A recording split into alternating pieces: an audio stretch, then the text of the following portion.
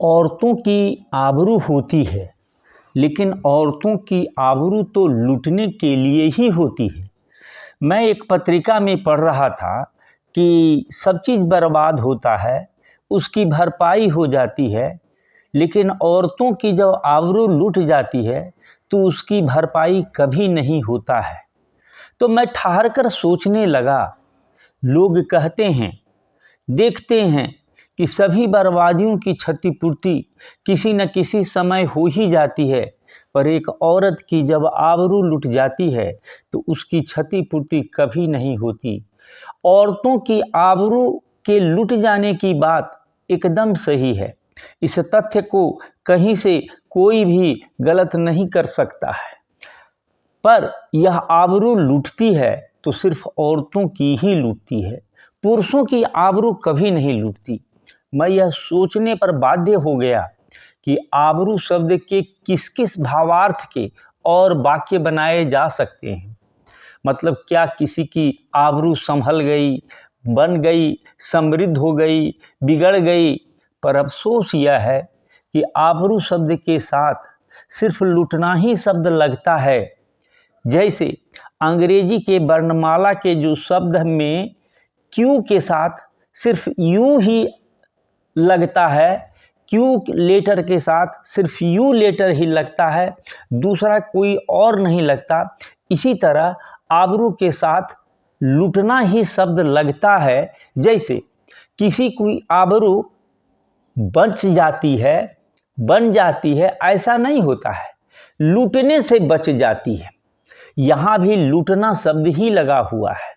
मतलब आबरू शब्द के साथ किसी दूसरे शब्द का प्रयोग हो ही नहीं सकता है। आबरू के साथ सिर्फ लूटना या लूटने से बच जाना ही लग सकता है। मैंने आज तक कभी नहीं देखा कि किसी की आबरू विकसित हो गई, आबरू सृजित हो गई, आबरू नष्ट हो गई, किसी की आबरू पाई गई या आबरू समझी गई, आदि आदि कुछ भी आप देख लें, इस तरह के शब्द का वाक्य प्रयोग आपको नहीं मिलेगा। जब भी मिलेगा तो एक लूटना नकारात्मक शब्द ही मिलेगा। अब इस पर आप इस विमर्श में थोड़ी देर के लिए शामिल हो जाइए। जब आबरू लूटने के लिए ही होती है तो क्या मुझे भी इसके बारे में एक लंबा और गहन विलाप वर्णन करना चाहिए? ये गलत हो गया, वो गलत हो गया, वो गलत हो गया। मैं तो आबरू के लूटने के संबंध में कोई विलाप वर्णन नहीं करना चाहता हूँ, क्योंकि इस तरह के विलाप वर्णन करने से, हाय तौबा मचाने से दिल को संतुष्टि मिल सकती है, कोई समाधान नहीं मिलता है। जैसे आप भारत के लोग को देखेंगे, समस्याओं का वर्णन बहुत करेंगे, हाय तौबा बहुत करेंगे, लेकिन उसके समाधान के लिए ठहर करके विचार नहीं कर सकते हैं। मतलब उनको सिर्फ उनकी भावनाओं को सुना जाना चाहिए। तो मैं भी यदि विलाप वर्णन लंबा करूँगा तो मुझे महिलाओं की भावनाओं को समझने के लिए महिलाओं का समर्थक माना जा सकता है, या लिंग आधारित भेदभाव के विरुद्ध बड़ा लड़ाका वीर की उपाधि मिल सकती है, या हमें ऐसा वर्णन करके महिलाओं का नेतृत्व भी मिल सकता है। महिलाएं और अन्य लोग समझने लगेंगे कि मैं महिलाओं की भावनाओं और उनके दुख दर्द को अच्छी तरह समझता हूँ। इसके लिए आंदोलन भी चलाया जा सकता है और जुझारू नेतृत्व की मुझे मान्यता भी मिलेगी, लेकिन इसका कोई समाधान नहीं मिलेगा। तो मुझे लगता है कि मुझे भी विलाप वर्णन में शामिल नहीं होना चाहिए। अब यदि मैं इसके दूसरे पक्ष पर देखूं तो प्रकृति ने स्त्री और पुरुष को अलग अलग तो बनाया है, लेकिन एक दूसरे का पूरक भी बनाया है। यह पूरकता शारीरिक ही नहीं होती है, अपितु मानसिक और आध्यात्मिक यानी आध्यात्मिक भी होती है। दोनों की पूरकता से ही इस संसार का सृजन हुआ है और आज भी अस्तित्व है। आज भी हम भी जो हैं इस दोनों की पूरकता से ही सृजित हुए हैं। दोनों में आकर्षण है, और दोनों में प्यार है और इसी का परिणाम यह संसार है। आकर्षण प्राकृतिक है, प्रकृति का आदेश है, इस आदेश की अवहेलना नहीं किया जा सकता है। इसी आकर्षण और प्यार का कई रूप में से एक रूप पति पत्नी या प्रेमी प्रेमिका का भी है। इस प्रतिरूप के अलावा, इस भूमिका के अलावा स्त्री पुरुष संबंधों के कई अन्य भूमिकाएं हैं जिनका व्यवस्थित संचालन इस सम्यक संसार के लिए अनिवार्य भी है, जैसे माता पिता दादी चाची, बहुत सी भूमिकाएं हैं। मैं आगे बढ़ता हूँ। इसी व्यवस्था के तहत आकर्षण और प्यार की भूमिका का भी निर्धारण है और उसका अतिक्रमण सामाजिक व्यवस्था का भी अतिक्रमण है। सामाजिक व्यवस्था के अतिक्रमण के मामलों का वर्गीकरण आप फौजदारी दीवानी की तरह कर सकते हैं। इसमें शारीरिक अतिक्रमण भी है, आक्रमण भी है, मानसिक वेदना और कष्ट भी है। मेरा मानना है कि बलात्कार, रेप भी एक अतिक्रमण है, एक आक्रमण है, मानसिक वेदना है, कष्ट और उत्पीड़न है और इसकी प्रकृति और सीमा इस अतिक्रमण का चरमोत्कर्ष है। इसे हत्या के समान अपराध माना जा सकता है। बलात्कार एक अपराध है जिसमें शारीरिक और मानसिक वेदना का चरमोत्कर्ष रहता है, परंतु इसके लिए आबरू शब्द का लुट जाना जैसे शब्द का प्रभाव बलात्कार से भी भयानक होता है। इसे ठहर कर आप सोचने की कोशिश करें। मैं एक गंभीर मुद्दे को, एक गंभीर शब्द का एक विश्लेषण ऐसा कर रहा हूं जिसकी गहराई और व्यापकता को अभी तक आप शायद ठहर करके नहीं सोचे होंगे। आबरू शब्द का निर्माण बहुत सोच समझ कर किया गया है। आबरू शब्द में स्त्री का संपूर्ण व्यक्तित्व समाहित हो जाता है। आबरू शब्द के आगे एक स्त्री की उपयोगिता, उसका महत्व, उसका संदर्भ शून्य हो जाता है।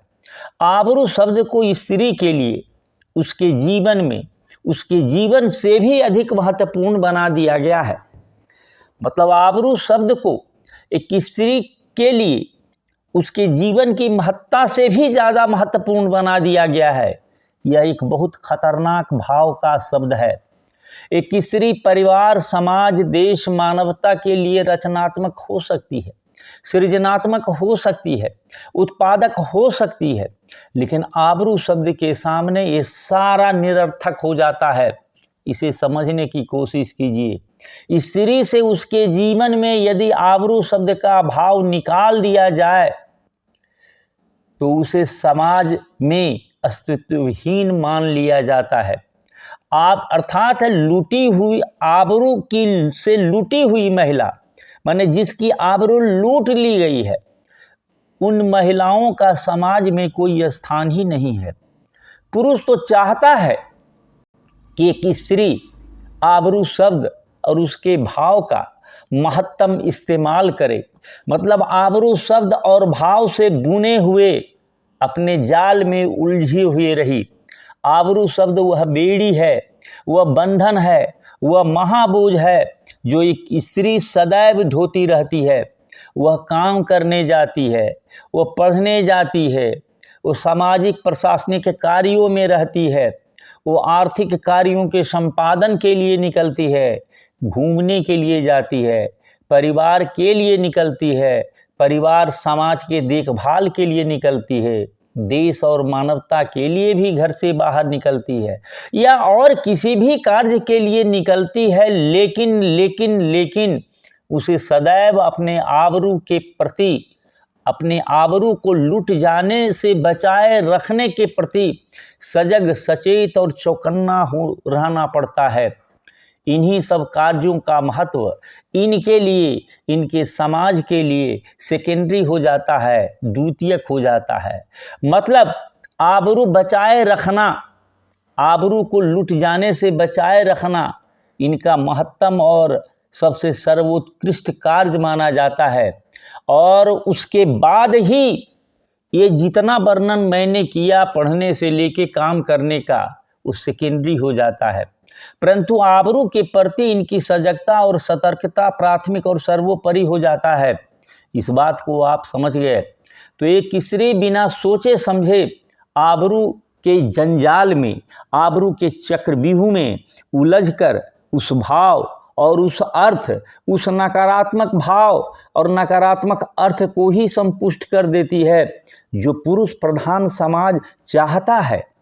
पुरुष भी अपने अचेतन, अवचेतन, चेतन और अधिचेतन में भी यही चाहता है। इन शब्दों के विरोध में अनेकों प्रयास द्वारा, इन शब्दों के विरोध में लूटने से, किसी महिला के आबरू लूटने के विरोध में हम जो इन शब्दों को दोहराते रहते हैं, चिन्हित करते रहते हैं, रेखांकित करते रहते हैं, कल्पनाओं से खाका बनाते रहते हैं, स्मरण की बारंबारता बढ़ाते रहते हैं और नहीं चाहते हुए भी इसे समाज के अचेतन अवचेतन में बैठाते रहते हैं। पुरुष प्रधान समाज भी तो इन शब्दों का ऐसा ही प्रभाव चाह करके, ऐसे ही उद्देश्य को चाह करके ही इसे गढ़ा होगा। यह शब्द निश्चिततया मध्यकालीन शब्द होगा, जब सामंतवादी व्यवस्था पूरी दुनिया में, मतलब उस समय की जो दुनिया थी उसमें छाई हुई थी। इस तरीके से इस शब्द का विरोध के तरीके से उसे हम संपुष्ट करते हैं और पुरुषों की इच्छा को ही पूरा करते हैं। ऐसा कर स्त्री अपने सार्थक जीवन के अस्तित्व को आबरू के घेरे में सुदृढ़ कर लेती है। आंदोलनों और विलापों का उद्देश्य आबरू का विरोध करना दिखता है, परंतु इसके जो परिणाम होते हैं वह विपरीत होता है, भयावह होता है। उसका चक्रव्यूह और दुरूह होता है, उसके और जाल जो है वो और जकड़ लेता है। बार बार के स्मरण से और मानसिक चित्रण से जो स्त्रियों के अवचेतन अचेतन में निश्चित और निर्धारित होता है, वही स्त्रियों को स्वप्न से लेकर चेतन तक संचालित और नियंत्रित करता है। मेरा मानना है कि बलात्कार को आबरू का लुट जाना मान लेना, मतलब आबरू शब्द जो है बलात्कार से भी ज़्यादा खतरनाक, भयानक निहितार्थ का शब्द है, क्योंकि आबरू के लुट जाने से सब चीज़ लूट जाता है। एक स्त्री को आबरू को ही बचाने में अपना पूरा समय, संसाधन, बौद्धिकता, सजगता और सतर्कता लगा रहता है और वह अपनी रचनात्मकशीलता, सृजनशीलता की ओर पर्याप्त ध्यान नहीं दे पाती है। बलात्कार को एक शारीरिक और मानसिक अपराध की पराकाष्ठा मानने में कोई दिक्कत नहीं है, लेकिन बलात्कार को आबरू के लुट जाना मान लेना एक साजिशतन बहुत बड़ा अपराध है। बलात्कार सामाजिक व्यवस्था को अभद्र ढंग से अव्यवस्थित करने का एक कुत्सित प्रयास जरूर है। इस अपराध से विमुख कर देने के लिए व्यवस्था द्वारा जो आवश्यक दंडात्मक प्रावधान है वो और कड़ा, सख्त होना चाहिए और मैं भी इस बलात्कार को रोकने के इस आवश्यक दंडात्मक कड़े प्रावधान का समर्थन भी करता हूँ। लेकिन बलात्कार के द्वारा स्त्री के आबरू के लुट जाने पर समानार्थक शब्द आबरू के इस्तेमाल पर मैं विरोध करता हूँ। आबरू शब्द का इस्तेमाल नहीं किया जाना चाहिए। स्त्री संसार की सृजन करता है। आबरू लुट जाने से स्त्री का अस्तित्व का ही समापन मान लिया जाता है। इस बहाने स्त्री के अस्तित्व को खोखला बना देने का प्रयास समाप्त होना चाहिए। पुरुष शारीरिक रूप में स्त्रियों से अधिक शक्तिशाली हो सकता है और इस रूप में उस स्त्रियों को शारीरिक क्षति पहुंचा सकता है। लेकिन स्त्रियां मानसिक अवस्था में पुरुषों से कमतर नहीं हैं, पुरुषों से बेहतर ही हैं। कुछ मानसिक विकृत पुरुषों की वजह से संपूर्ण स्त्रीत्व को आबरू शब्द के भाव से ढोया जाना अनुचित है, गलत है। इसलिए आबरू शब्द का इस्तेमाल बंद कर देना चाहिए। यह शब्द सिर्फ लुट जाने के लिए ही बनाया गया है।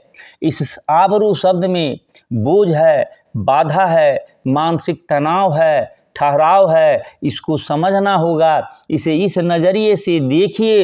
इस तरह एक क्रांतिकारी परिवर्तन होगा। नई सोच से दिशा और दशा बदलेगी। बलात्कार का विरोध होना चाहिए। बलात्कार का विरोध होता है और उसके लिए कड़े दंडात्मक प्रावधान भी होना चाहिए। और न्यायपालिका को बलात्कारी को बचाने के लिए समुचित प्रयास भी करना चाहिए। तो आबरू एक मानसिक अवस्था है और इसे स्त्रियां अपने सकारात्मक पक्ष में करें। इसके लिए वो सब शब्दों का इस्तेमाल करें, लेकिन आबरू शब्द के इस्तेमाल को बंद करें। इसे गंभीरता से सुनने के लिए आपको धन्यवाद। मेरे चैनल को ज़रूर सब्सक्राइब करें। धन्यवाद।